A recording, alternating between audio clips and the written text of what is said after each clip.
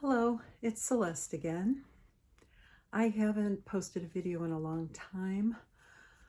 I think the last time I posted was the end of October when I did the tour of Paul's hospital room downstairs in the parlor.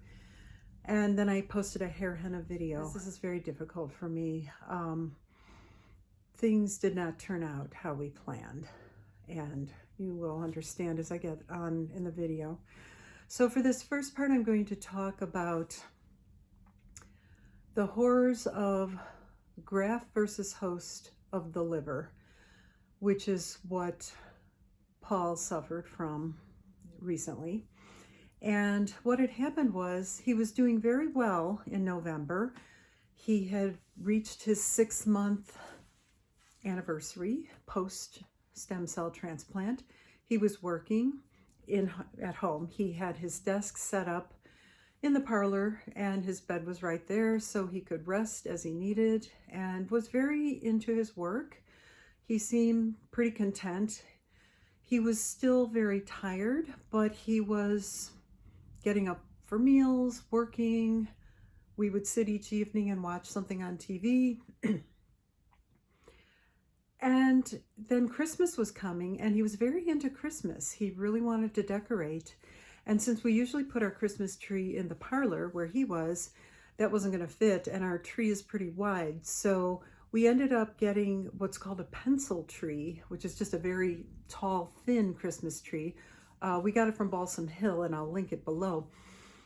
And we put that in the dining room. So that was really nice. And Christmas was a lot more simple, although Paul did want to order garlands, and we put that on the fireplace, in the dining room, on the stairs, and it looked very festive. So we did the best we could, given me going back to work, him working, and him not feeling well.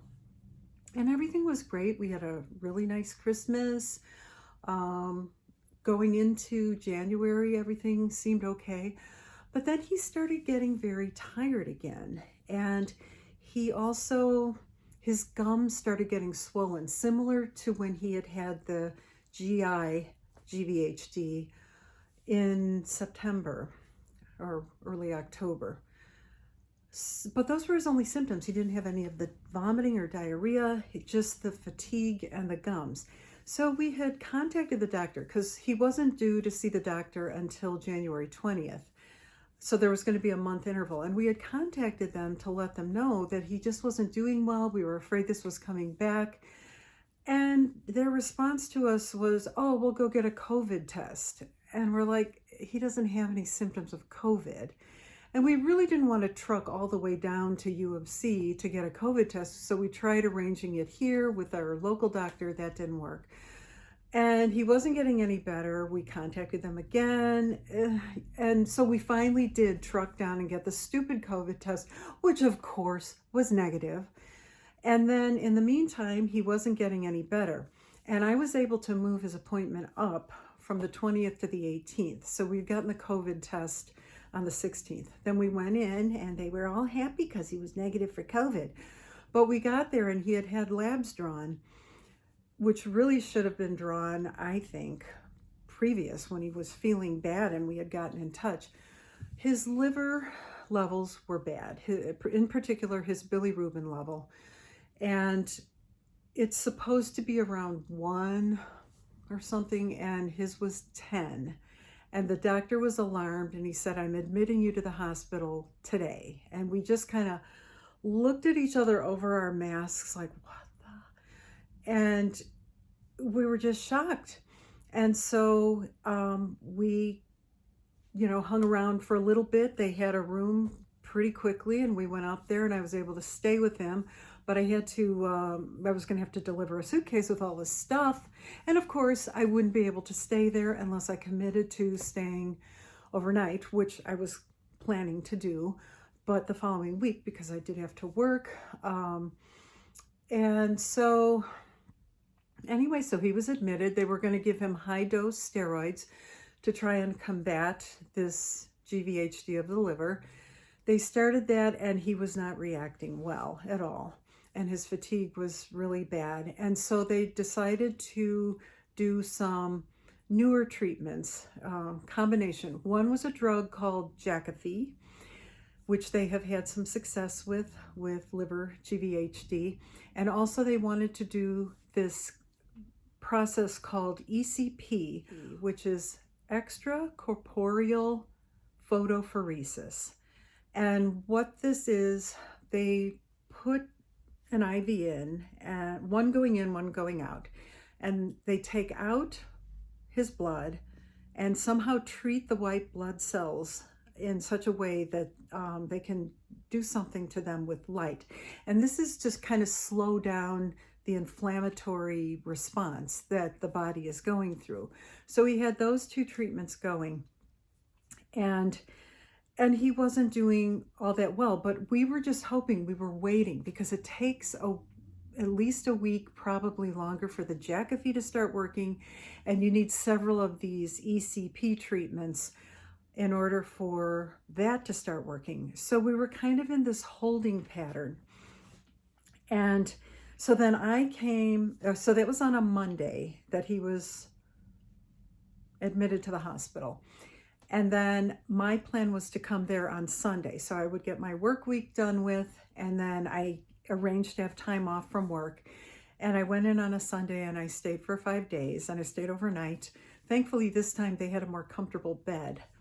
And while I was there, he was just very spacey and kind of out of it. He still knew who I was. He knew where he was. He knew he was sick, but he was just very spacey. So then after those 5 days, I had to get back home. I had to deal with Leo and my grandson and work. So, but I felt okay because he was still talking to me. We were still going to be able to FaceTime and all that sort of stuff.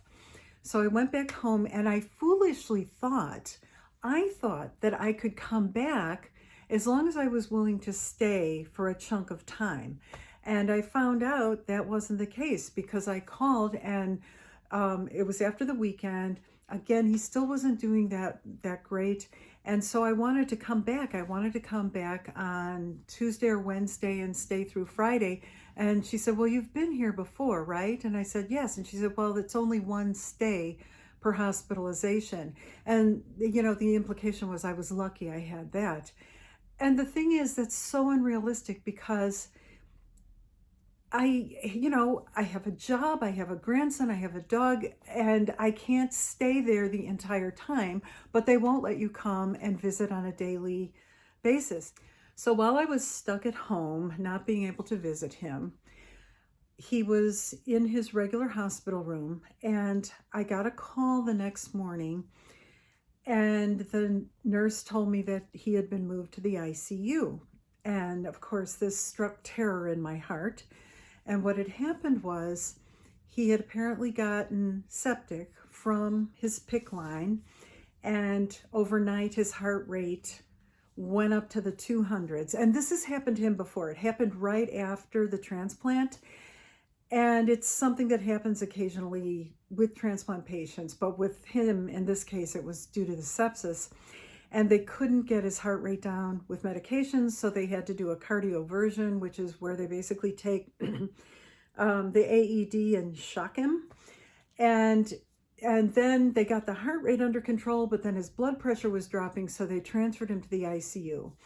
And this happened, I think this was on Sunday into Monday, or Monday into Tuesday, I can't remember. And so he was there, and I was able to talk to him. He was still coherent at that time, but the nurse had to help him with the phone. And so we talked, and he mentioned that the bed was so much more comfortable, and he really wanted to keep this bed when he moved back to the floor. Anyway, so he was started on broad spectrum antibiotics, and then eventually he was stabilized. So he went back to the floor. And I was able to talk to him again, but again, I needed the nurse's help. And Paul wasn't saying very much.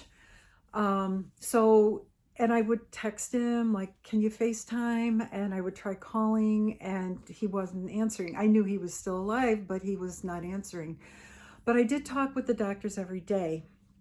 And so on a Thursday, I think it was, I talked with the doctor in the afternoon, and she told me that his kidney levels were not great. And she said this is probably due to the broad spectrum antibiotics. And once they got an ID on the infection, which happened to be Klebsiella, they would be able then to get a Klebsiella specific, although she didn't know this at the time, but she would be able to get a drug specific to whichever microorganism it was. And then it wouldn't be as hard on his kidneys. So this was on Thursday. And then on Friday, when I talked to them, the lab levels were awful. The bilirubin was in the 30s.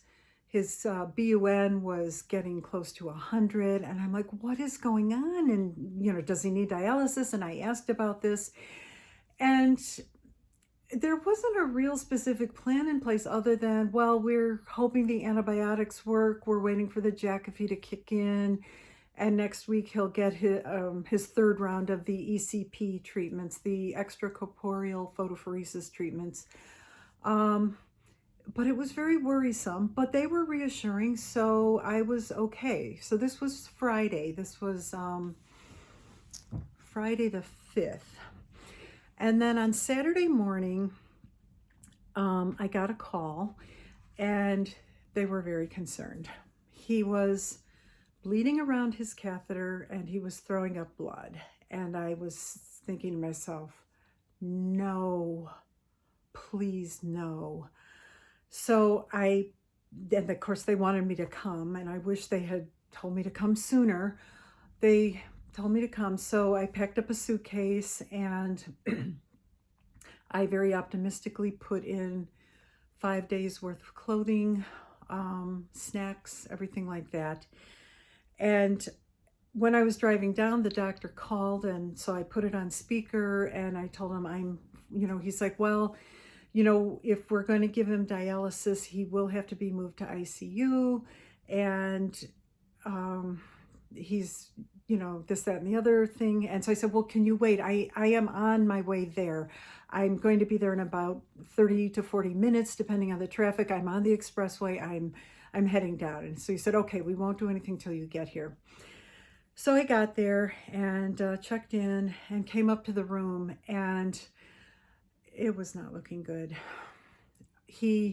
I went up to him, I grabbed his hand, and I spoke his name, and he grabbed my hand, and he opened his eyes, and he looked at me, but he wasn't focusing, and he couldn't speak, he couldn't verbalize. He just was like, oh, kind of like that. I think he knew it was me. I pray that he knew it was me, but I think he did, because he had just been laying there. And when I grabbed his hand and I spoke his name, he reacted very strongly. And I felt like he was trying to tell me something, but he couldn't verbalize, because at this time, his, kidneys weren't getting rid of toxins. His liver wasn't getting rid of toxins. And he was in DIC, which is disseminated intravascular coagulation, which is where your clotting factors go nuts and don't work well. And that's why all the bleeding was happening. And he was needing to have his mouth suctioned. And I knew this was bad. And the doctor came in, and he said, well, we could do some dialysis, but I don't know if that's going to prolong his life at all. It might just make him more clear. And then he said that if he goes to ICU, they have to intubate him because they're worried about his secretions. And I'm thinking to myself, if they intubate him and he's already got clotting disorders, they're just going to, it's very traumatic when you intubate someone, and it's just going to make him bleed, and they were going to have to put in a huge line. And, I just knew right then, this is the end. I don't want him to go to ICU. This is not recoverable. That's what I was thinking. And I asked the doctor, and, he was kind of vague, and they talked about comfort care and all this. And so I was like, okay, I need to talk to my kids, and then I'll let you know. And so I called, I called my kids, and I couldn't get a hold of Robert immediately. So I called my girls, and Julie is a new nurse. Kristen works in a rehab facility with elderly. She has seen her share of death. She's a physical therapy assistant. So they both know the medical field. And I said, Dad is not doing well. And I explained what happened. And they wanted to see him. And I was like, are you sure? Because, you know, he did not look well. He was so jaundiced. And we were cleaning him and doing oral care, but, you know, he was not well. So we did a FaceTime, and I flipped the camera so they could see him. And they both took one look, and they're like, Mom, he's not going to survive this. And I'm like, I know, but I wanted to get your input, because I didn't want to make a decision that you would hate. And then I did talk to Robert and explain the whole thing to him. And what happened with Robert is he was willing to come in because he's doing school remotely, but I knew that he wouldn't be able to see him. So I said, well, you know, why don't you wait? And I now regret that, because what happened was we would have flown him in that night. But 4 days before, the airlines had made a rule, you have to have a negative COVID test before you fly.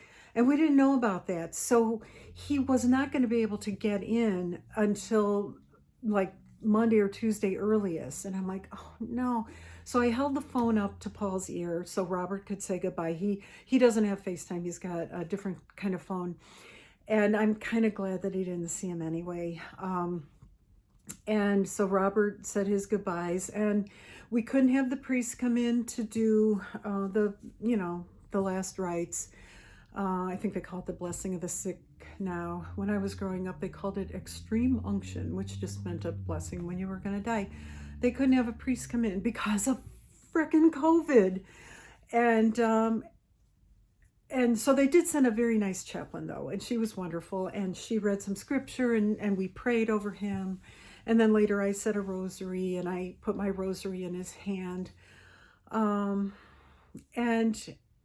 you know, I didn't realize it then, but I wish to God I could have been there the whole time. I wish they had sent for me sooner and told me to come in sooner. I wish they had allowed that, because I could have been with him during this awful time. And I mean, I was with him during these last days, but I wish I had been there. I could have been there when he was coherent, but they wouldn't allow it. So anyway, so what they did then, they stopped everything that they were doing, and they put him on a morphine drip, and with boluses. And they continued to give him boluses until he was comfortable, because he was breathing so labored, and every exhale he made this noise, and every time the noise started up again, they knew he needed more morphine. And so he was quieting down, thankfully. And then they did allow the girls to come one at a time. Again, so stupid. The man was dying. Why couldn't they both come at the same time? So they had to take their turns. And so Julie came first, and she was supposed to work, and this is a brand new job, but she's like, I'm going to come. I'll say goodbye, and then I'll work. I think she wanted to do it that way just because when you work, it takes your mind off it. And during that whole last week when I couldn't be with him, I did go to work, and it did take my mind off it, because I was caring for other people, for little babies who needed my help. And it was very easy to put my troubles out of my mind. So Julie came in first, and she stayed for about an hour and said her goodbyes, and played some music for him, his favorite music, and talked to him. And then she had to leave and go to work. And then Kristen came in after that. And Kristen stayed. I don't think she had to work the next day. And yeah, she didn't. And so she stayed with me for quite a while, and said her goodbyes. And then my plan was just to stay overnight and stay as long as it took, as long as he was still with me. So it was very hard to fall asleep. I was up till 3 a.m. because I was hearing that breathing. And then I finally did fall asleep, and I woke up around 7, and I didn't hear that noise. And I was like, real quick looking over, but he was still alive, but he was breathing. I mean, he was still labored. His breathing was very labored, but he wasn't making that sound. And the nurses were monitoring him from the nurses' station. So I had my breakfast, and I was just sitting at his bedside, and Nothing was really happening, so I was just looking at my iPad, and then all of a sudden the nurse came in the room. She goes, his heart rate is dropping. And so I'm like, oh my God. And I went up to him and I grabbed his hands and I'm like, I love you, Paul. I love you, Paul. And he took 2 more breaths, and then that was it. And he was gone. My husband of almost 37 years was gone. And I just couldn't believe it. And of course I cried and I was in shock, and I called my kids and I told them, and Julie had just gone to sleep after her night shift, so she didn't answer. So I called her husband, and he knew the minute he saw that I was calling, he knew something was wrong. And so he said, okay, I will wake her up. And Tyler was actually over at the house. So their plan was to go over there and break the news to Tyler, because I didn't want to tell him over the phone. And then Kristen, she came and stayed with me, and I called Robert and I told him. And so Kristen and I just stayed there. Another one of the chaplains came by and she gave us a packet and told us what to do, because you have to make arrangements pretty quickly when somebody dies. And so we called the funeral home that we used for our parents and that Paul's family had used when my father-in-law died, and made all those arrangements, and talked to the doctor, and they asked if we wanted an autopsy. I was like, no, we know what killed him. And they brought us some snacks, and the nurse came in periodically. And then, eventually they had to take care of him and get him ready to go to the morgue and have the funeral home pick him up. And that was so hard, just to leave him there. I mean, I knew that I would see him again at the wake, but just to leave him there at the hospital was really awful. And it was really hard, and we were both crying. And just to watch someone you love so much, my best friend, and to watch him go through all of that. He was in the hospital for about 3 weeks. And we were so hopeful up until the last few days. We really thought that maybe these treatments would work. And I knew that he would come home. I thought he would come home. And I knew if he did come home that he would be pretty debilitated. And I knew he would have to come home on tube feedings. That was something they had to start on him. He couldn't eat. But I was okay with that. I do that at work every day. I was okay to take him home in whatever shape or form he was going to come home. But I just wanted him to have his last days, however long that would be. I wanted it to be at home with me, in his own comfortable bed with me.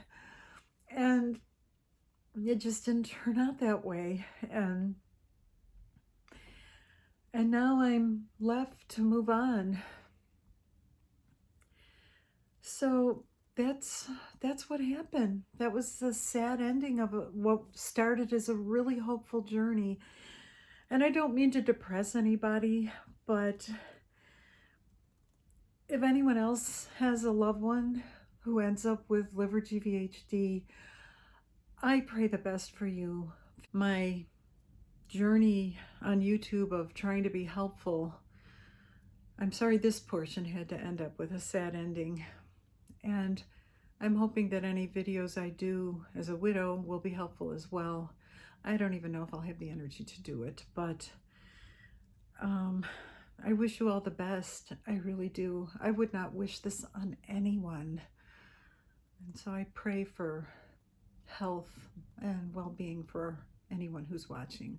Love you guys. Bye.